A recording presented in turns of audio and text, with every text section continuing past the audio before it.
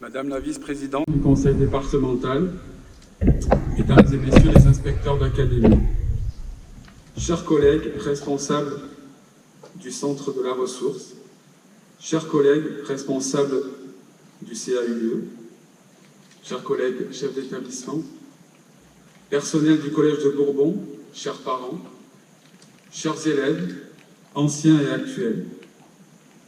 Prendre la parole après Aïs, élève de 3e au Roussin, paraît bien désuet, presque incongru, tant cette soirée, cet établissement vous appartient, chers élèves. La liste des noms d'anciens élèves prestigieux qui vient d'être évoquée par Aïs pourrait être complétée par des centaines, que dis-je, des milliers d'autres noms moins connus, moins célèbres, mais qui ont marqué tout autant de leur empreinte ce lieu magnifique. Ce lieu chargé d'histoire, histoire avec un grand H, mais c'est là une affaire de spécialistes. Et surtout, ce lieu rempli de petites histoires. Et sur ce point, en 3 ans de direction passée au Collège de Bourbon, j'en aurais beaucoup à raconter. Il est beaucoup question d'histoire ce soir, et c'est normal, le cadre et l'événement s'y prêtent. Mais c'est bien d'avenir dont il s'agit. Le titre choisi pour le spectacle qui vous a été présenté, « Souvenirs pour demain », résume bien la mission qui est la nôtre au quotidien. Expliquer notre passé pour mieux appréhender l'avenir. Avenir de nos élèves, avenir de la Réunion, l'avenir de la France et de l'Europe tout entière. L'évolution de cet établissement qui, au cours du temps, a changé plusieurs fois de nom, illustre bien non seulement l'évolution du système éducatif de la France, mais de façon plus criante encore, elle est le témoin privilégié des changements profonds du modèle de société française. Pour commencer, 1818. Le Collège royal de Bourbon est construit alors que la Réunion est reprise aux Anglais et est redevenue française 3 ans plus tôt, et que la royauté est restaurée sur le territoire français. 1848, le commissaire Sarda-Garriga annonce l'abolition de l'esclavage, et avec elle l'espoir d'un avenir radieux pour toute une partie du peuple réunionnais. Alors que la France change de république, l'établissement devient lycée Île de la Réunion. Et au travers de ce nom apparaît le désir d'identité de notre île. 1853, le Second Empire est proclamé et le lycée de l'île de la Réunion se transforme en lycée impérial de Saint-Denis. Fin des années 1800, alors que l'enseignement est jusqu'alors confié à des cléricaux, la laïcité devient le terreau nécessaire pour la transmission des valeurs de la République aux jeunes privilégiés, qui sont scolarisés à cette époque. Il faudra encore attendre bien des années pour que l'Église qui est derrière nous ne fasse plus partie de l'établissement, qui s'appellera dorénavant le lycée Lecomte de Lille. On était en 1897. Ce grand lycée, qui reste encore aujourd'hui à La Réunion la référence en matière d'éducation et de formation. Ce lycée qui, dans les années 50 à 70, a vu passer sur ses bancs la majeure partie des personnalités réunionnaises les plus en vue du monde politique, administratif et économique. Dans la partie souvenirs, comment ne pas faire référence à tous ces anciens élèves qui ont combattu et se sont illustrés durant les 2 guerres mondiales, ainsi que dans tous les conflits auxquels a participé la France. Et notamment, ma pensée va ce soir vers les 97 élèves morts au champ d'honneur durant la guerre de 14-18, et pour lesquels, à l'occasion du centenaire de l'armistice, le 10 novembre dernier, nous avons célébré le courage et leur engagement, dans une très belle nocturne de souvenirs, en présence de Monsieur le Recteur et de nombreuses personnalités, dont le général Gros, qui nous fait l'honneur d'être parmi nous ce soir.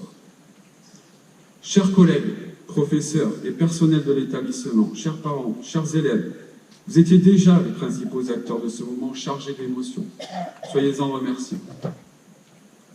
Que dire de l'année 68, où, alors qu'en France, la jeunesse est dans la rue pour faire vivre à la société française, dans un bouillonnement intellectuel et culturel, un élan politique, social et sociétal majeur du XXe siècle. Le collège devient enfin Collège de Bourbon. Quelques chiffres pour donner du corps à la démocratisation de l'enseignement à La Réunion. Jugez par vous-même. Il y a 2 siècles, comme vous l'a dit le proviseur Manga, prononcé dans son discours d'inauguration, ce sont 25 élèves qui l'accueillaient et qui ont ouvert cet établissement en janvier 1819. D'ailleurs, durant un siècle et demi, ce sera le seul lycée de l'île, puisque le lycée Roland-Garros du Tampon, deuxième lycée de la Réunion, n'a été construit seulement qu'en 1960. À l'heure où je vous parle, 840 élèves arpentent les mêmes couloirs qu'il y a 200 ans. Et l'Académie de la Réunion dénombre 47 lycées, 83 collèges, 524 écoles, avec 120 000 élèves en primaire, 100 000 au collège et lycée. C'est dire si les temps ont changé. Pour traverser le temps et garantir les meilleures conditions pour l'éducation des enfants, il est nécessaire d'avoir une gestion des ressources humaines, matérielles, innovantes. Et je tiens, Madame la vice-présidente, à travers vous, remercier tous les personnels de vos services départementaux, que ce soit pour la communication, l'aide matérielle et financière, la qualité des personnels que vous mettez à disposition de nos établissements, toutes les conditions indispensables pour mener à bien nos missions d'enseignement et d'éducation au travers de projets ambitieux comme la belle soirée que nous vivons ensemble ce soir. Quand les petites histoires rencontrent la grande histoire, cela donne des moments que l'on peut qualifier de magie, et même des créations artistiques, comme la bande dessinée de renommée nationale, Les Chroniques du Léopard, qui retrace la vie du lycée Lecomte de Lille durant l'époque tourmentée de la Deuxième Guerre mondiale. Cet ouvrage a été créé par deux anciens élèves du Collège de Bourbon, Thierry Monnier, alias TM, et son acolyte Apollo, qui également est parmi nous ce soir. Je l'en remercie. Qui nous ont fait l'honneur également d'animer des ateliers de création pour nos élèves. Autre illustration de la magie du télescopage spatio-temporel des personnes, des idées et des émotions, le magnifique spectacle que nous vivons ce soir, Souvenirs pour demain, qui a relaté en quelques tableaux judicieusement mis en scène et interprétés des moments que je qualifierais de très réalistes, notamment pour la scène de classe de mathématiques, qui n'est pas sans me rappeler les conditions que nous avons toutes et tous vécues. 97 élèves ont participé à la réalisation de cet événement et sont présents ce soir. Décidément, 97 suit l'histoire de cet établissement. La grande force de ce spectacle, pour moi, c'est d'avoir retranscrit de manière brillante la substance même de notre quotidien, à savoir les émotions. Parfois tourmentées, parfois joyeuses, mais toujours remplies d'espoir. L'espoir que nous devons transmettre à nos élèves pour que demain, à l'image des anciens élèves qui ont témoigné tout au long de cette soirée, qu'à leur tour ils se souviennent et soient aussi fiers d'avoir participé à l'écriture d'une page de l'histoire du Collège de Bourbon et d'avoir appartenu à sa communauté.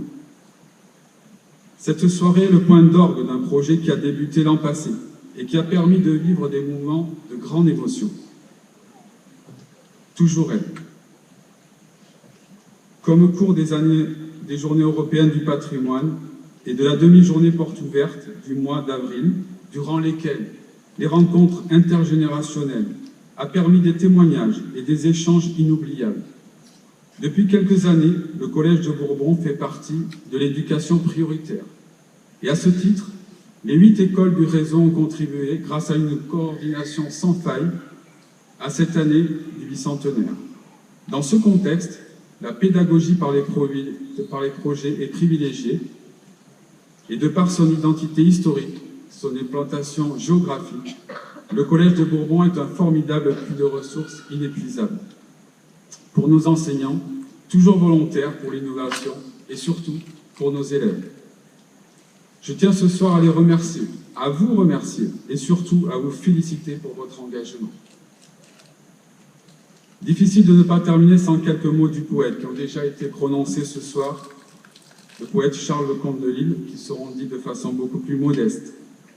Tous ces amis grandis à mon côté, doux frères, que je pleure parfois dans mes jours solitaires, bonheur de tout instant, charmes impérieux, n'enivrez point mon cœur désiré d'autres cieux.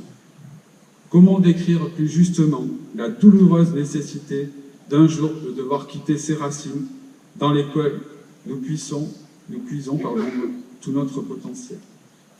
Sur ces mots empruntés au poète, que vive l'école de la République, que vive le Collège de Bourbon.